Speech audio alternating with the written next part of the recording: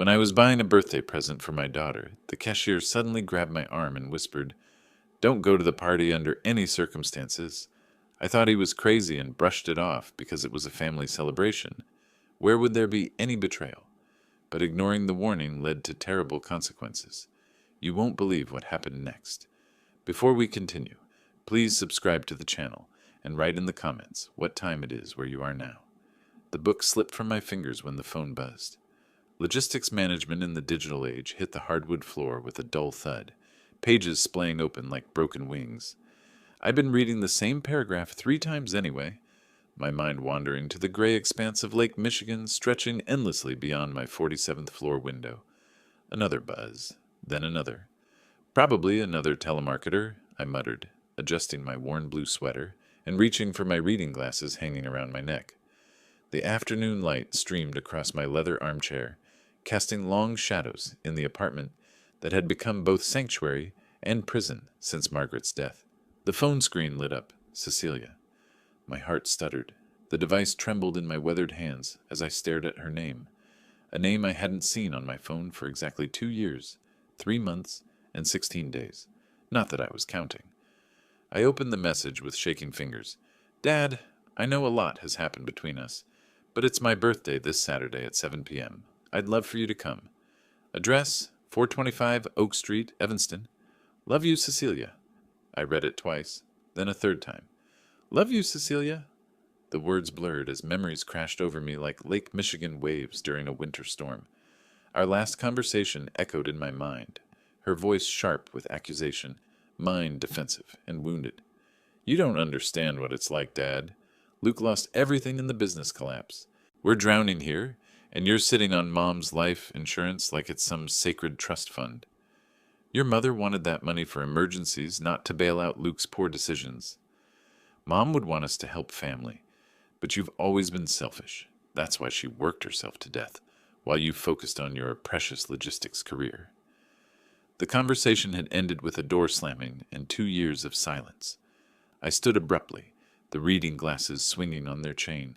My bare feet felt cold against the hardwood as I paced to the wall of family photos, our life in frames.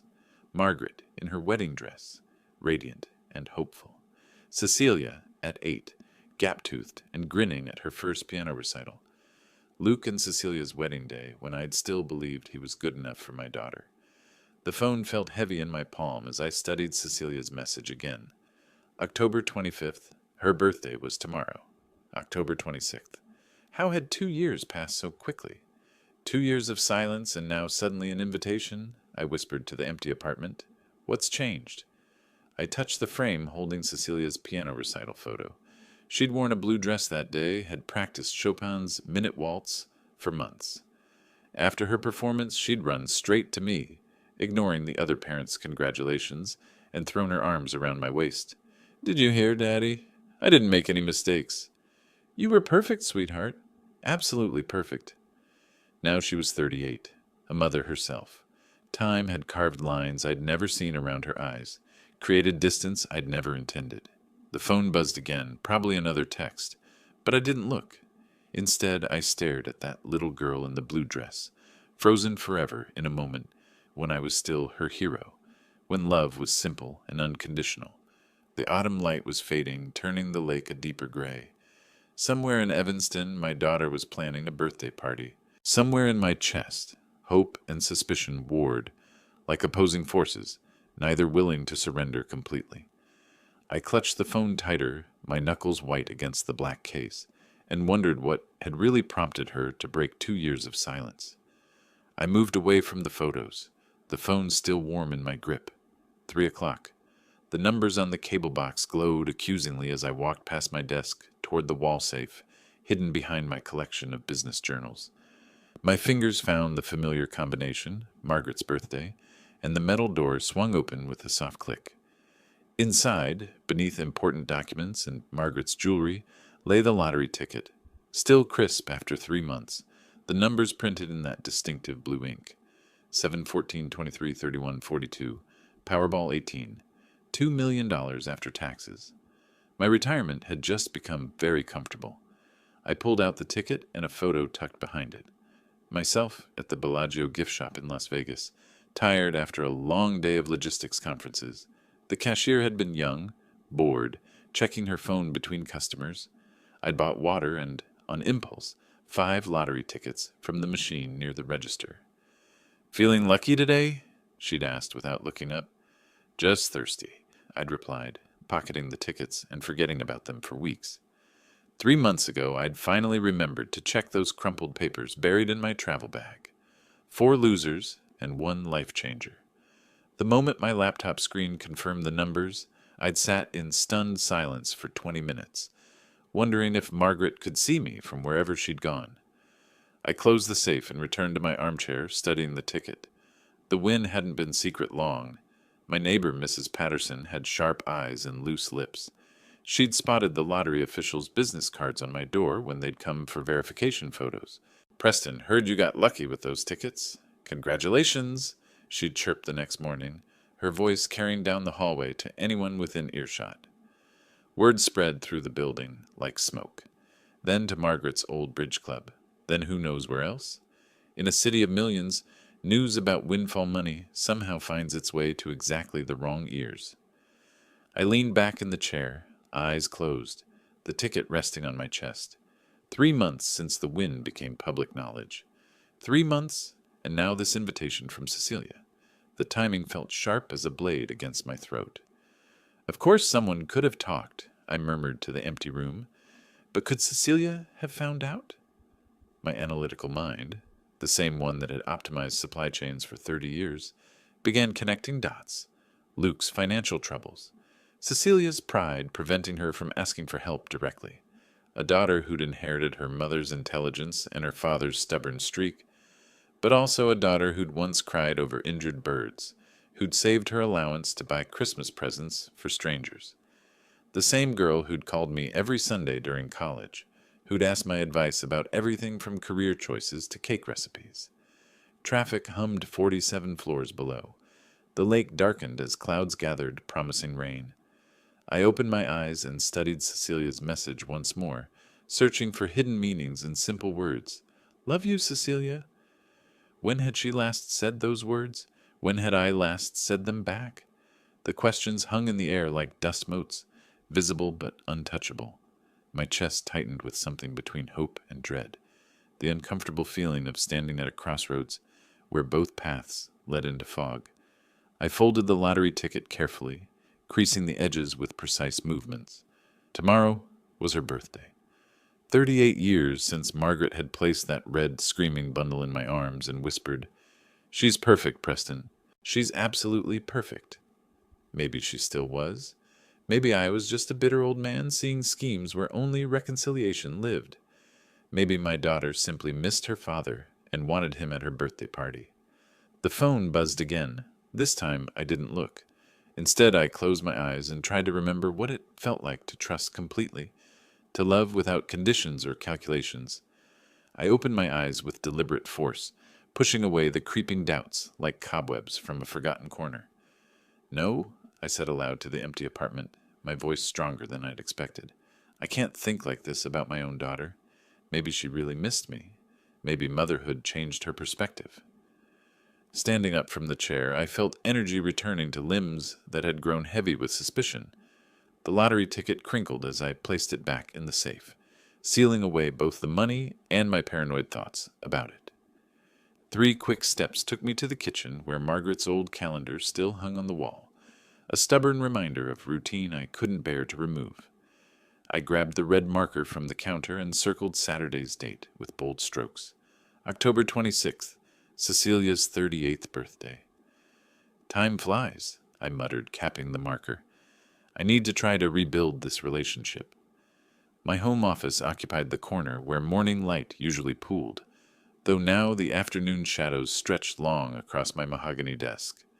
I settled into the chair and pulled out a yellow notepad, the same kind I'd used for logistics planning for decades. At the top, I wrote, "Gift ideas for Cecilia," in my careful engineer's handwriting. What did I know about her now? Mother of 2 children whose names I barely remembered. Marketing professional. Lover of good wine, if memory served. But what about her deeper interests? What made her smile the way she had as a child? My pen hovered over the paper as memories surfaced. Cecilia at 8, practicing piano with fierce concentration, her small fingers stretching for octaves she couldn't quite reach, determined to master pieces meant for bigger hands. She'd loved jewelry too, had raided Margaret's jewelry box for dress-up games, draping herself in pearls and clip-on earrings while performing elaborate tea parties. Jewelry, I wrote, piano music books, family photos in nice frames. The jewelry idea felt right. Something substantial, meaningful. A statement that said I valued her, that I wanted to invest in our relationship's future. The Magnificent Mile shopping district was only a 15-minute taxi ride. I could find something beautiful at Tiffany's or Cartier, something worthy of the woman she'd become. I picked up the framed photo from my desk, Cecilia at her first piano recital, wearing that blue dress with white lace collar. Margaret had sewn it herself, working late into the evening for weeks, creating something special for our daughter's big moment. Cecilia had been nervous that morning, her small hands shaking as she practiced scales. "What if I forget the notes, Daddy?" she'd whispered while I adjusted her hair ribbon. "Then you'll remember them again," I'd said. "Music doesn't disappear, sweetheart. It's always inside you, waiting." She'd played Chopin's Minute Waltz flawlessly that day. When the final notes faded, she'd look directly at me in the audience, her face glowing with pride and relief. Then she'd run to me afterward, her dress flying, and thrown herself into my arms. "Did you hear, Daddy? I didn't make any mistakes." "You were perfect, sweetheart. Absolutely perfect." I traced the photo's edge with my finger, feeling the weight of lost years. What recitals had I missed? What achievements had gone uncelebrated? What fears had gone uncomforted because of pride and stubbornness on both sides? Tomorrow I would shop for jewelry. Something elegant, timeless, perhaps pearls like the ones she'd admired in Margaret's collection. I would wrap it carefully, write a heartfelt card, and attend her party with an open heart. I would hug my grandchildren whose faces I barely knew and try to repair what time and hurt had damaged. The apartment felt warmer suddenly, as if hope had its own temperature. Outside, the first drops of rain began spattering the windows, but inside, I felt lighter than I had in months. My daughter had reached out across 2 years of silence. She'd used the word love. Maybe that was enough. Maybe it was everything. I looked at Cecilia's childhood photo one more time, memorizing her gap-toothed smile, her eager eyes, her absolute trust in the world's goodness. Tomorrow I would try to be worthy of that trust again. Tomorrow I would remember how to be her father instead of her critic. The rain picked up outside, drumming against the glass like applause, and I began planning my approach to winning back my daughter's heart. The drive to Magnificent Mile took 30 minutes through Saturday afternoon traffic, Chicago's streets bustling with weekend shoppers and tourists. I'd chosen my best navy blazer and gray slacks, the outfit Margaret used to call my important business look. The parking garage beneath Water Tower Place charged $25 for 2 hours, but today money felt inconsequential compared to the mission ahead. Treasured Moments occupied a prime corner location, its gleaming windows displaying artfully arranged luxury goods under soft spotlighting. Classical music drifted from hidden speakers as I pushed through the heavy glass door, breathing in the scent of leather and expensive perfume. Other customers moved quietly through the spacious interior, speaking in hushed tones appropriate for a place where price tags carried multiple zeros. Crystal chandeliers cast warm light across marble countertops, while well-dressed sales associates glided between displays like dancers following choreography. Everything here whispered exclusivity, from the thick carpet beneath my feet to the silk-wrapped gift boxes stacked behind the main counter. I wandered first through the personalized gifts section, monogrammed leather portfolios, engraved crystal paperweights, custom photo frames, too impersonal for a reconciliation gift. The home decor area offered beautiful vases and decorative sculptures, but nothing felt right for Cecilia's personality. What did 38-year-old marketing professionals want these days? The jewelry counter drew me like gravity. Diamonds sparkled under halogen lights, their facets throwing tiny rainbows across black velvet display cushions. Necklaces, bracelets, rings, and earrings arranged in careful rows, each piece more elegant than the last. This felt right. Something precious, lasting, beautiful enough to match the daughter I remembered. May I help you find something special? A woman approached with practiced grace, her silver hair pulled into an elegant chignon. She wore a charcoal suit that probably cost more than most people's monthly salaries, and her smile held the perfect balance of warmth and professional distance. I need a gift for my daughter, I explained, suddenly feeling underdressed despite my best blazer. Her 38th birthday. We haven't we haven't spoken in some time. I want something meaningful. Her expression softened with understanding. Reconciliation gifts require special consideration. What are her preferences? Conservative or contemporary? Gold or silver? Diamonds or colored stones? She always loved sparkling things as a child, I said, remembering 8-year-old Cecilia, draped in Margaret's costume jewelry. Diamonds, I think. Something elegant but not too flashy. She guided me to a display case filled with diamond earrings. These are very popular for milestone birthdays, classic styles that never go out of fashion. My eyes settled on a pair of stud earrings, each centered with a brilliant cut diamond surrounded by smaller stones in a delicate halo setting. They caught the light beautifully, sophisticated enough for a professional woman, yet timeless enough to suit any occasion. Tell me about these, I said, pointing to the pair that had captured my attention. Excellent choice, sir. 1 carat total weight. VS1 grade diamonds. Very high quality. The setting is platinum, which won't tarnish or discolor. These earrings could easily become family heirlooms. She removed them from the case with practiced care, placing them on a small velvet tray for closer inspection.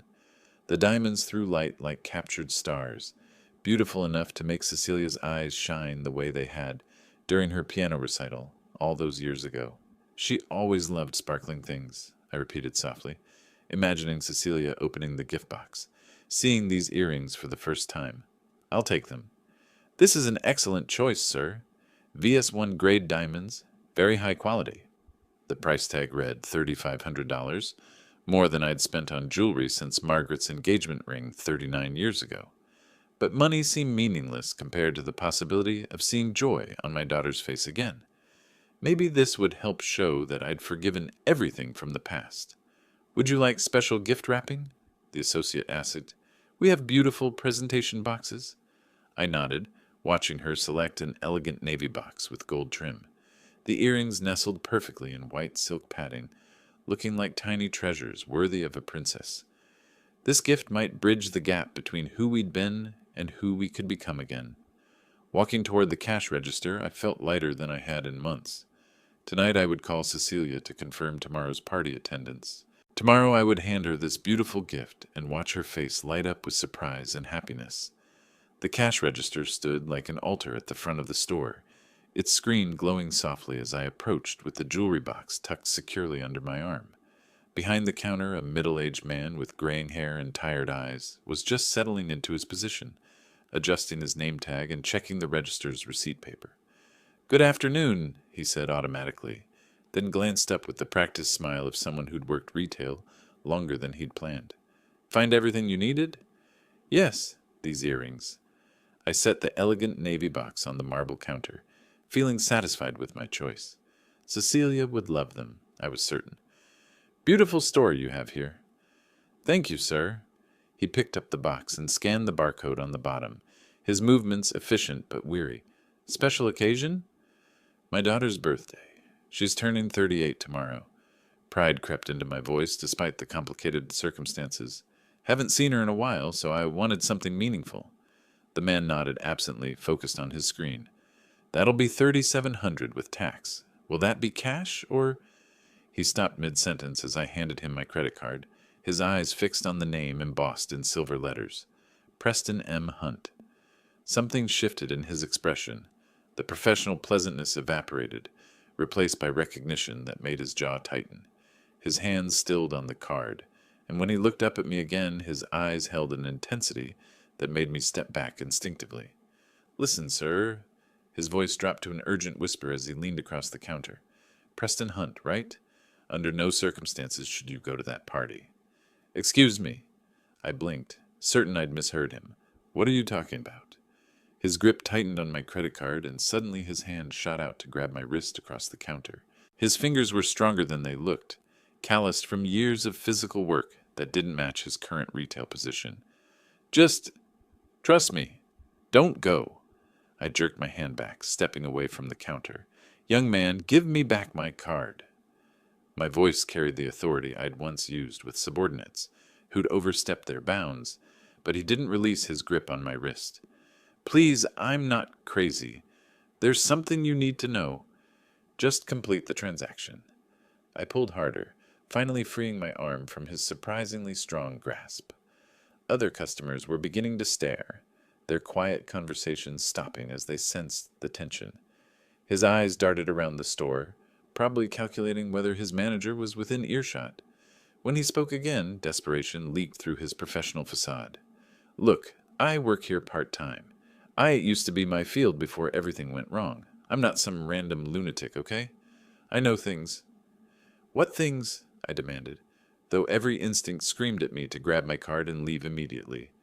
Just, please don't go to that party. Whatever they've told you, whatever they've promised. He shook his head, running the credit card through the machine with trembling fingers. It's not what it seems. The machine beeped, requesting my signature on the small screen. I signed quickly, wanting nothing more than to escape this increasingly bizarre interaction. The man, his name tag read, Mark Wilson, printed my receipt with mechanical precision while his eyes remained fixed on my face. Here's your card, sir. He held it out, but when I reached for it, he didn't immediately let go. Please, just stay home tomorrow. I snatched the card from his grip and grabbed the jewelry box. Thank you for your concern, I said stiffly, backing toward the door. But I think you've confused me with someone else. I haven't, he called after me, his voice carrying across the store despite his attempt to keep quiet. Other customers were openly staring now, probably wondering if they were witnessing a robbery or mental breakdown. Preston Hunt from the Loop. I know exactly who you are. The heavy glass door couldn't close behind me fast enough. I strode quickly toward the parking garage, the jewelry box clutched against my chest like protective armor. Behind me, through the store windows, I could see Mark Wilson watching my retreat, with obvious distress etched across his features. What kind of place was this? How did a random cashier know not only my full name, but also where I lived? The encounter left me feeling exposed, as if I'd wandered into someone else's nightmare by mistake.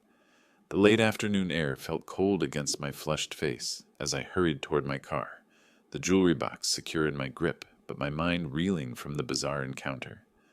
Other shoppers moved past me with normal Saturday concerns, arms full of purchases, children tugging at coats, couples debating dinner plans, while I felt like I'd stepped through some invisible barrier into unreality. How did he know my full name? The credit card displayed only P.M. Hunt in small letters, yet Mark Wilson had addressed me as Preston Hunt from the Loop with unsettling certainty. His desperation had felt genuine, not the calculated manipulation of a con artist or the rambling confusion of mental illness. Traffic on Michigan Avenue moved in fits and starts as I navigated toward the I-90 entrance ramp. Saturday evening brought out families heading to restaurants, couples dressed for theater shows, tourists clutching shopping bags and consulting phone maps, normal people living normal lives, while I sat trapped behind red lights, trying to make sense of a stranger's urgent warning. Under no circumstances should you go to that party. The words echoed in my memory with uncomfortable persistence. Mark's eyes had held real fear, not the vacant stare of delusion.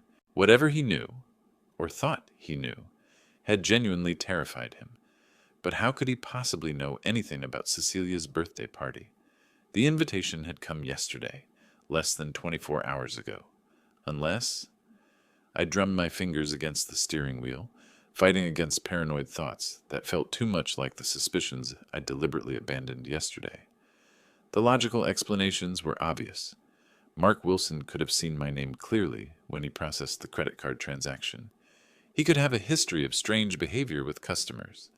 Retail work attracted all kinds of people, including those dealing with personal problems that affected their professional interactions. The traffic light finally changed, and I merged onto I-90 West, toward the loop. The evening sky was darkening, painted in shades of gray that matched Lake Michigan's choppy surface. Chicago's skyline rose ahead like a familiar promise of home and safety, yet something nagged at the edges of my consciousness. 25 minutes later, I parked in my building's garage and took the elevator to the 47th floor, the jewelry box still warm from my protective grip. My apartment welcomed me with its familiar silence. No random strangers grabbing my wrist. No desperate warnings about parties I shouldn't attend. I set the gift bag on my kitchen counter and paced to the living room windows. The city spread below in its usual pattern of lights and movement, indifferent to whatever drama had played out in a magnificent mile gift shop. Everything looked normal from up here, rational, controllable. Ridiculous, I said aloud to my reflection in the darkening window. Just a coincidence. But coincidences felt increasingly uncomfortable lately. First, Cecilia's invitation arriving 3 months after news of my lottery win became public. Now a stranger who somehow knew details about my life, warning me against attending her party. The logical part of my mind, the same analytical thinking that had built a successful career, began connecting dots I didn't want to see. I walked back to the kitchen and stared at the jewelry box, sitting innocently on the granite counter. $3,700 worth of hope and reconciliation, chosen with such care to bridge 2 years of hurt. Tomorrow evening I would drive to Evanston, ring Cecilia's doorbell, and hand her this beautiful gift while watching her face light up with surprise and joy. The way he grabbed my wrist, like he was desperate to warn me about something. I closed my eyes and leaned against the counter, feeling the weight of conflicting emotions. Trust or suspicion, hope or cynicism, love or fear. 2 years ago, I'd chosen pride and lost my daughter. Yesterday, I'd chosen hope and planned reconciliation. Today, a stranger had chosen desperation and planted seeds of doubt I couldn't quite dismiss. Outside, Chicago continued its Saturday evening rhythm, oblivious to the turmoil in apartment 4712. Tomorrow would bring answers, one way or another. Tomorrow I would discover whether Mark Wilson was a concerned stranger, a disturbed individual, or something else entirely. The jewelry box caught the overhead light, its navy surface gleaming with promise and possibility, while questions I couldn't answer multiplied like shadows in the approaching darkness. Enough. This is my daughter's birthday. I'm just going to enjoy the evening. The decision crystallized in my mind like ice forming on a winter lake, sudden, complete, unbreakable. I pushed away from the kitchen counter and grabbed the gift bag with renewed determination. Mark Wilson was clearly a troubled individual, perhaps dealing with mental health issues that made him fixate on random customers. I wouldn't let his paranoid fantasies poison what could be the most important night of my relationship with Cecilia. My bedroom mirror reflected a man who'd aged more than I cared to admit, but tonight called for dignity. I selected my finest navy suit, the one Margaret had helped me choose for our anniversary dinner 3 years ago, and paired it with the silver tie that brought out my eyes. The shower's hot water washed away the day's accumulated tension, and I emerged feeling renewed, purposeful. "Preston, you're a father," I said to my reflection while adjusting the tie knot. "Act accordingly." The drive to Evanston took me north along Lakeshore Drive before connecting to I-94, Chicago's familiar skyline shrinking in my rearview mirror as suburban neighborhoods replaced urban density. Classical music filled the car, Chopin, the same composer Cecilia had played during her childhood recital. The irony wasn't lost on me. Maybe we can finally talk like adults. Maybe I can meet my grandchildren properly, learn their middle names, discover their favorite books and games. 2 years was a lifetime in child development. They'd grown and changed while I'd nursed wounded pride in my lonely apartment. Evanston's tree-lined streets welcomed me with the comfortable prosperity of established families. Mature oak trees displayed autumn's full palette, burgundy, gold, deep orange, while well-maintained Victorian and colonial homes sat behind manicured lawns, like witnesses to generations of family celebrations. This was the neighborhood where successful professionals raised children who attended good schools and learned piano on Saturday afternoons. 55 Oak Street stood out even among its impressive neighbors. The colonial revival architecture featured classic proportions and elegant detailing, from the wraparound porch with its white columns to the dormered roof that suggested spacious bedrooms above. Warm light spilled from tall windows, and I could hear the gentle murmur of conversation mixed with soft jazz music drifting from inside. Other guests were arriving as I parked across the street. A couple in their 40s climbed the front steps carrying a wrapped gift and bottle of wine. An older woman emerged from a BMW with what appeared to be a homemade cake in a glass carrier. Normal people attending a normal birthday party for their friend, neighbor, or colleague. I checked my appearance one final time in the visor mirror, smoothed my silver hair, and took the jewelry gift bag from the passenger seat. The diamond earrings inside represented more than expensive jewelry. They symbolized my commitment to rebuilding our relationship, my willingness to invest in Cecilia's happiness despite past hurt. 38 years old, I murmured, walking toward the front porch. Where did the time go? The house felt alive with celebration as I approached.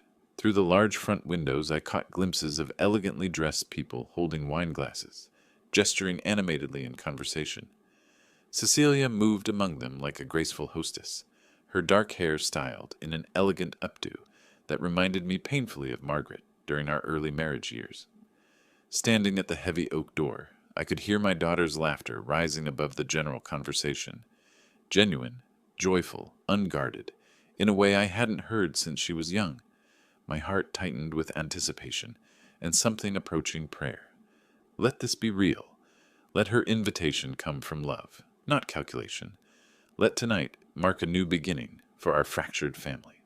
I raised my hand toward the brass doorbell, feeling the weight of the gift bag in my other hand, and prepared to step back into my daughter's life. The doorbell's chime echoed through the house, followed by footsteps approaching from inside. When the door swung open, Cecilia stood framed in warm light, her face transforming with what appeared to be genuine delight. "Dad, I'm so glad you came." She stepped forward immediately, wrapping me in an embrace that felt both familiar and foreign after 2 years of separation. Her perfume carried hints of jasmine and vanilla, sophisticated, expensive, nothing like the fruity body sprays she'd favored as a teenager. "Happy birthday, dear. You look wonderful." The words came easily, truthfully. Cecilia had grown into the kind of elegant woman Margaret would have been proud to see. Her black dress sophisticated without being flashy, her jewelry understated but clearly quality. She gestured me inside, taking my coat with practiced hostess grace. "Thank you for coming. I know it's been difficult between us." Her voice carried a slight tremor that could have been nervousness or emotion, but I'm really hoping we can move forward. The house's interior matched its promising exterior.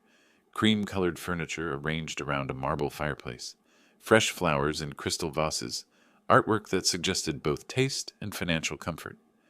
Soft jazz played from hidden speakers, while approximately 15 guests mingled with the easy familiarity of established friendships. "Preston!" Luke appeared at my elbow, his smile warm and seemingly genuine. "Great to see you again.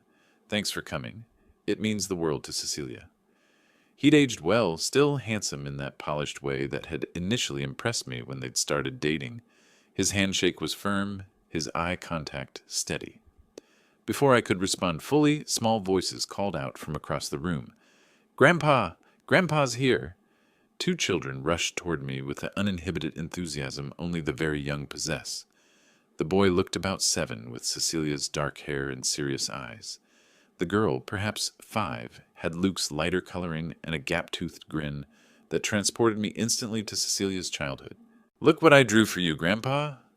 The boy thrust a crayon masterpiece into my hands, a house by what appeared to be a lake, with stick figures labeled Grandpa and me, standing on what might have been a dock. "That's your house by the water. Mommy told me you live way up high." "It's beautiful, Thomas." His name came back to me suddenly, along with his sister's. "And Emma, how tall you've gotten." Emma beamed and grabbed my free hand. "Will you read me a story later? I have a new book about dragons." Her small fingers felt warm and trusting, completely innocent of adult complexities and past grievances. The evening flowed with unexpected ease. Guests introduced themselves, neighbors, Cecilia's marketing colleagues, family friends whose names I half remembered from years past. Everyone seemed genuinely pleased to meet me, offering compliments about what a thoughtful father I must be to maintain such a close relationship with my daughter. I accepted their assumptions without correction, feeling both grateful and slightly guilty. At 8:15, Cecilia called for attention. I'd like to thank everyone for coming to celebrate with me tonight. Birthdays become more meaningful as we get older. They're opportunities to appreciate the people who matter most. Her eyes found mine across the room. Dad, I believe you have something for me? The moment felt theatrical, yet sincere as I approached with the jewelry bag. The room quieted except for the soft background music. All attention focused on this father-daughter reunion.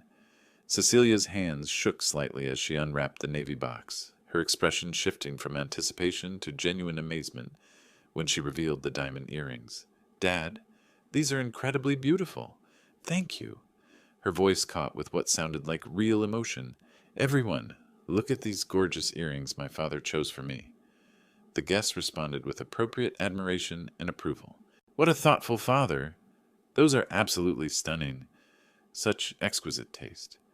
Their words washed over me like validation, confirming that I'd chosen well, that this gesture would indeed help repair our relationship.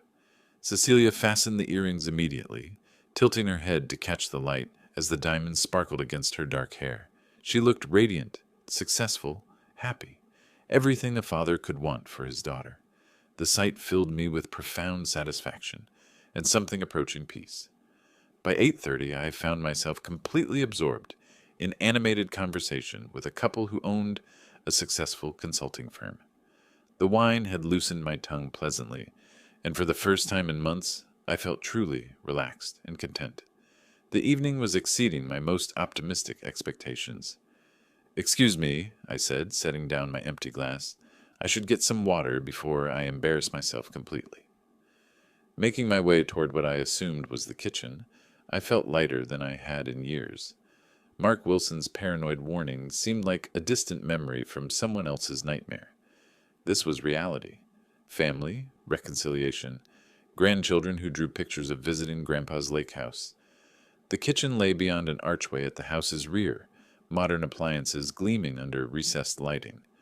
I moved through Cecilia's home with the easy familiarity of someone who finally felt welcome. No longer a guest, but family returning, where he belonged. The refrigerator hummed quietly beside granite countertops that probably cost more than most people's cars.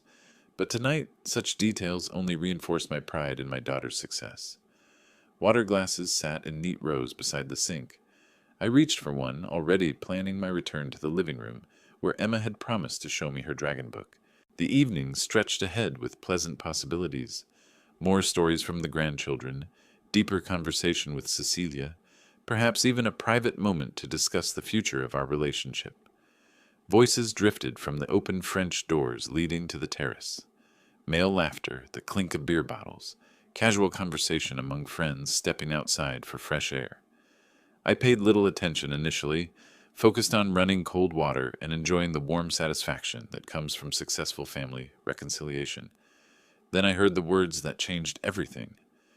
The old man doesn't even suspect. 2 million, guys. Cecilia already prepared the family fund documents. My hand froze on the faucet handle.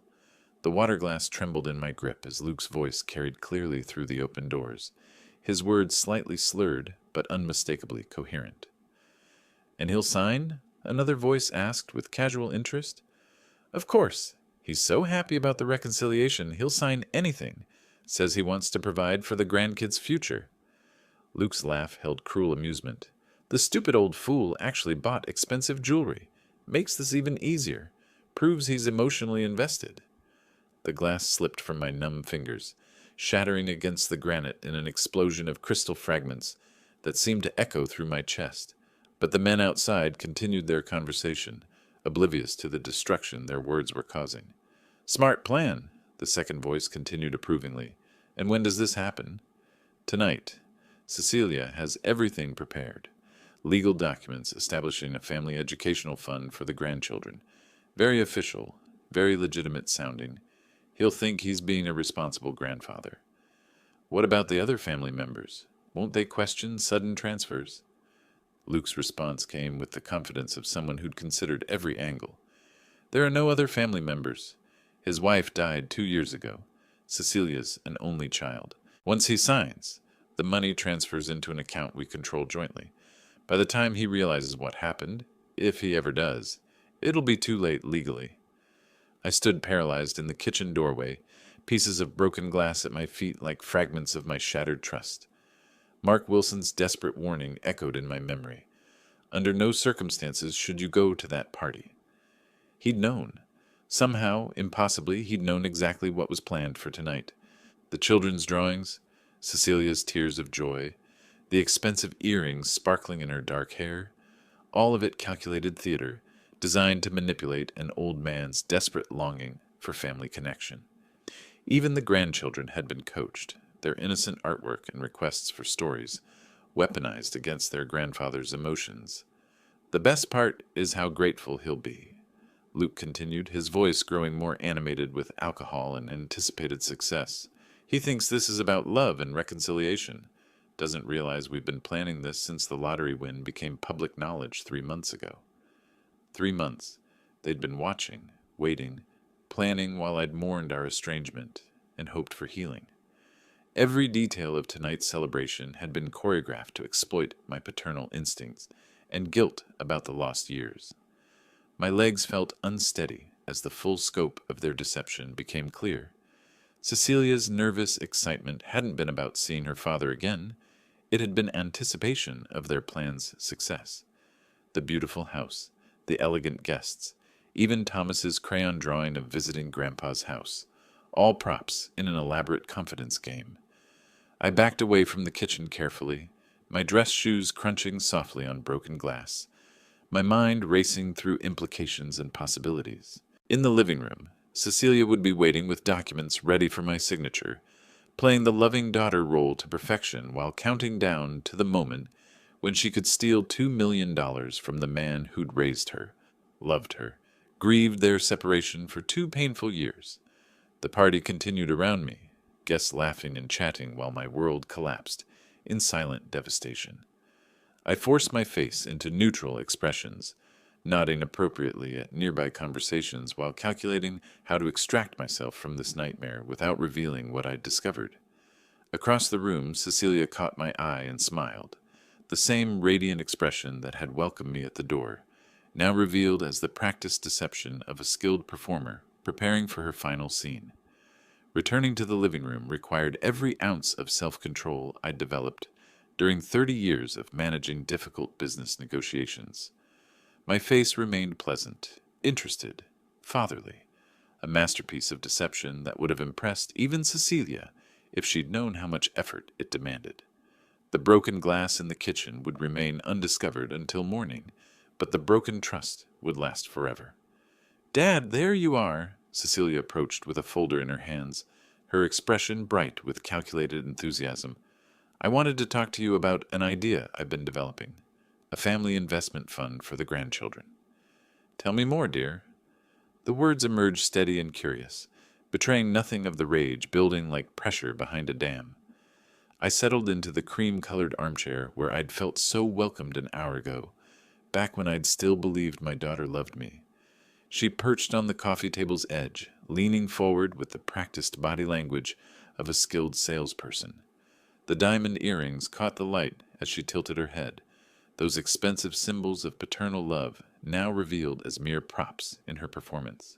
"This will secure their education and future," she continued, opening the folder to reveal official-looking documents, complete with letterhead and legal terminology. "Thomas and Emma deserve the best opportunities, and with your lottery winnings, we could establish something really meaningful for them." The papers looked legitimate, professional formatting, complex legal language, spaces marked clearly for signatures. How much time had they spent preparing this fraud? How many hours planning the perfect way to steal from the man who'd given Cecilia life, love, and every advantage he could provide? "Sounds interesting," I replied, accepting the documents with hands that remained perfectly steady despite the volcanic fury beneath my calm exterior. "Let me have some time to think this through." "Of course, Dad. Take all the time you need." Her smile held just the right mixture of hope and patience, as if she genuinely cared about my comfort with the decision, rather than manipulating me toward financial ruin. The cashier was right. What a naive fool I've been. I pretended to scan the legal text while my mind worked through different scenarios. Walking out immediately would accomplish nothing except alerting them to my knowledge. Confronting them publicly would create a scene that served no useful purpose. But there was another option, one that would turn their own manipulation against them with surgical precision. "This is quite comprehensive," I said, noting how Cecilia's posture shifted slightly forward, sensing success within reach. "Very thoughtful planning. You've obviously put considerable effort into the details." "I wanted everything perfect for the family," she replied, and the irony of those words almost broke my composure. Family, the concept they'd prostituted for money, while I'd grieved our separation and hoped for reconciliation. Other guests continued their conversations around us, unaware that they were witnessing the final act of an elaborate betrayal. Luke remained outside with his drinking buddies, probably still bragging about his clever scheme to defraud the stupid old fool who'd raised his wife and provided for his family. "You know what?" I said, closing the folder and handing it back to her. "This deserves proper consideration. Could I have a few minutes to think privately? Perhaps upstairs." "Of course." Cecilia's enthusiasm barely contained her eagerness to close this deal. "The bathroom is at the top of the stairs. Second door on the right. Take all the time you need." Standing up required careful attention to balance and facial expression. Every muscle wanted to shake with rage, but business training held firm. I was Preston Hunt, successful logistics manager, analytical thinker, strategic planner. I would not give these thieves the satisfaction of seeing how deeply they'd wounded me. "Thank you, dear. This is exactly the kind of family investment that requires careful thought." As I walked toward the staircase, I caught Emma tugging at her mother's dress, probably wanting attention now that the important adult conversation had paused. Cecilia automatically reached down to pat her daughter's head, while keeping her eyes fixed on me, calculating how long this consideration might take before she could secure my signature. Climbing the stairs, I felt each step carrying me further from the naive father who'd entered this house 2 hours ago, and closer to the man who would teach these people the true cost of betraying family trust. The upstairs hallway stretched before me, carpeted in soft beige that muffled my footsteps as I located the bathroom Cecilia had mentioned. Voices from the party below provided perfect cover. Laughter, conversation, the clink of glasses creating a soundtrack of celebration while I prepared their destruction. Inside the bathroom, I locked the door and pulled out my phone, checking the time. 9:15 p.m. Cecilia would expect me back downstairs within 10 or 15 minutes, eager but not pushy about securing my signature. Perfect timing for what I had planned. A small notepad sat on the granite vanity beside expensive hand soaps and monogrammed towels. Another reminder of the comfortable life my daughter had built while plotting to steal from her father. I tore off a sheet and found a pen in my jacket pocket, the same one I'd used to sign credit card receipts when buying those diamond earrings. The note required careful crafting. Too emotional would seem unhinged. Too cold might not convey the appropriate level of devastation. I wanted surgical precision, words that would cut deep while demonstrating exactly how thoroughly I'd understood their game. First draft. "Thank you for the enlightening evening. Heard everything on the terrace. Will is being changed immediately." Too brief. This deserved more impact. Second attempt. "Cecilia, congratulations on your performance tonight. Oscar-worthy acting. Unfortunately, I overheard Luke's conversation about the stupid old fool and his $2 million. As of tomorrow, my will changes. Every cent goes to charity for orphaned children. Perhaps they will prove more grateful than my own daughter." Better, but still not perfect. The final version needed to twist the knife while maintaining dignity. I wrote carefully, "Cecilia, thank you for the wonderful evening. As of today, my will is changing. All funds will go to charity for orphan children. Perhaps they will prove more grateful children than my own daughter, your father, who will never trust you with another cent." The words looked stark on the white paper, but they captured everything. My knowledge of their deception, the poetic justice of giving money to real orphans instead of fake needy family, and the finality of our destroyed relationship. $2 million to help children who genuinely needed support, rather than funding the comfortable lifestyle of accomplished thieves.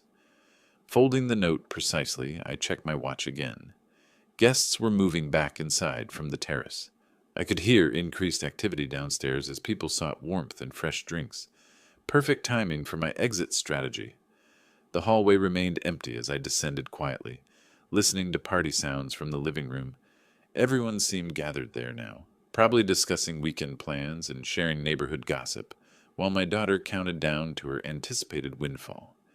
I moved through the house like a ghost, placing the folded note prominently on the coffee table where Cecilia would see it immediately upon my return from consideration time. Then I retrieved my coat from the hall closet, grateful for every business trip that had taught me efficient, quiet movement through unfamiliar buildings. The front door opened silently while party noise masked any sound. I walked normally to my car, started the engine at regular volume, and pulled away from the curb at exactly the speed limit. Anyone watching would see a man leaving early from a family gathering, nothing unusual or suspicious. 2 blocks away, I finally allowed myself a smile. In approximately 10 minutes, Cecilia would discover that her elaborate fraud had collapsed spectacularly. She would call frantically, leave desperate voicemails, probably even show up at my apartment building, but I would never answer, never acknowledge, never give her another opportunity to manipulate paternal love for personal gain. The city lights blurred past as I drove toward downtown Chicago, feeling lighter despite the evening's emotional devastation. Mark Wilson had risked his job to warn a stranger about impending fraud. The least I could do was thank him properly and perhaps apologize for my initial dismissive reaction. My phone remained silent on the passenger seat, but I knew that would change very soon. Cecilia was about to discover that her father wasn't quite the naive fool she'd assumed, and her reaction would probably be spectacular. For the first time in hours, I felt genuinely curious about what would happen next. The drive back to Magnificent Mile took 40 minutes through Saturday night traffic. Chicago's streets alive with couples heading to late dinners and young people beginning their weekend adventures. My phone remained strategically silent on the passenger seat, though I caught glimpses of the screen lighting up repeatedly, calls I had no intention of answering. At a red light near Navy Pier, I finally checked the display. 12 missed calls from Cecilia, each one probably more frantic than the last. The note had clearly achieved its intended impact. I could almost picture her reading those words, realizing that her elaborate deception had crumbled in the space of a single folded piece of paper. Treasured moments stayed open until 11 on Saturdays, its windows still glowing warmly when I found parking near Water Tower Place. Most other shops were closing, their security gates rolling down over darkened storefronts, but the high-end gift store maintained extended hours for customers with flexible schedules and significant purchasing power. Mark Wilson was organizing inventory near the jewelry counter when I pushed through the glass doors. He looked up with surprise, then concern, probably wondering why the agitated customer from earlier was returning after normal business hours. "You were right," I said without preamble, approaching the counter where he stood with a clipboard of price tags. "I came to thank you and apologize for not listening." His expression shifted from wariness to something approaching relief. "What happened?" "I heard their plan a week ago at O'Malley's bar," he began, setting down his clipboard and leaning against the counter. "Luke was bragging to friends about how easy it would be to fool his rich father-in-law. Something about family fund documents and $2 million. I didn't know who you were until I saw your credit card." The fluorescent lights hummed softly overhead while other late shoppers browsed quietly through the store's remaining open sections. Mark spoke in low tones, his voice carrying the weight of someone who'd struggled with whether to interfere in a stranger's business. "Why did you risk telling me?" I asked, genuinely curious about his motivation. "I was cheated in business myself a few years ago," he replied, his fingers drumming nervously against the marble countertop. "Lost everything to a partner I trusted completely. I know how much it hurts when someone you trust betrays you for money. I couldn't stay silent and let it happen to someone else." His honesty hit deeper than expected. Here was a man who'd suffered his own financial devastation, reduced to working retail jobs to rebuild his life, yet still willing to risk his employment to help a complete stranger avoid similar pain. "What did you do tonight?" Mark asked. "Left them a note explaining that my will is changing. All funds go to charity for orphan children instead of fake needy family members." I smiled grimly. "Seems appropriate, don't you think?" Mark's laugh held genuine admiration. "Perfect. Absolutely perfect. Luke was so confident that you'd never suspect anything. Said you were desperate for family reconciliation." We stood quietly for a moment, two men who'd learned painful lessons about trust and deception, finding unexpected common ground in a Chicago gift shop after business hours. "How about coffee tomorrow?" I suggested, surprising myself with the spontaneous invitation. "It seems I've found an honest person in this city, which feels increasingly rare." "I'd like that," Mark replied, extending his hand across the counter. "And Preston, I'm sorry about your daughter. That kind of betrayal, it changes everything." His handshake was firm, his eyes direct and genuine. Everything Cecilia's had not been tonight. Here was a man who'd lost financial security, but retained his integrity, who'd risked his job to help a stranger simply because it was the right thing to do. "Thank you, Mark, for the warning, for caring enough to speak up, for being decent when everyone else was calculating personal advantage." I released his hand, but maintained eye contact. "Tomorrow morning, Corner Caf, near my building. I'll text you the address." Walking toward my car, I felt something I hadn't experienced in years, the beginning of genuine friendship based on mutual respect, rather than family obligation or business necessity. Tonight had cost me a daughter, but might have gained me something more valuable. Proof that honorable people still existed, even in a world where family members schemed to steal from their own fathers. My phone buzzed again on the passenger seat as I started the engine. Cecilia, no doubt, still frantically trying to salvage her collapsed fraud, or perhaps genuinely panicked about losing her father's love along with his money. I left it unanswered and drove home through the glittering Chicago night, feeling genuinely optimistic for the first time in months. If you like this story, please like this video, subscribe to the channel, and share your impressions of this story in the comments. To listen to the next story, click on the box on the left. Thank you for watching.